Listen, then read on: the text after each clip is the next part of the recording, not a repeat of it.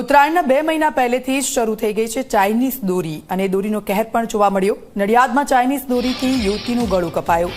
Vaishali cinema પાસેથી પસાર થતી વાહન ચાલક યુવતીનું ગળું કપાયું।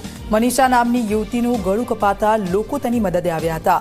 સમયસર તેને હોસ્પિટલ ખાતે લઈ જવામાં આવી અને મનીષાનો જીવ બચી ગયો છે। પરિવારે ચાઇનીઝ દોરી વેચતા તત્વો સામે કડક કાર્યવાહીની માંગ કરી છે। મહત્વનું છે કે રાજ્યમાં કેટલાય વર્ષોથી ચાઇનીઝ દોરીના વેચાણ અને ઉપયોગ પર પ્રતિબંધ મુકાયો છે। તેમ છતાં દર વર્ષે ઉત્તરાયણ આવતા ચાઇનીઝ દોરીનો કહેર પણ જોવા મળે છે।